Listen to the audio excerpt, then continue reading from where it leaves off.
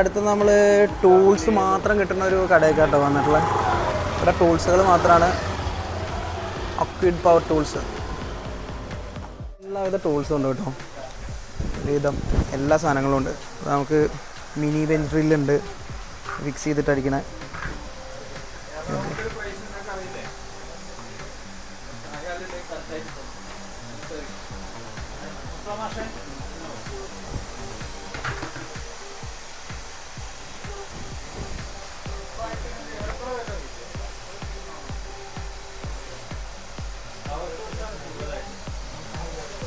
ഇവിടെ പവർ ടൂൾസാണ് കേട്ടോ കൂടുതലായിട്ടുള്ളത്.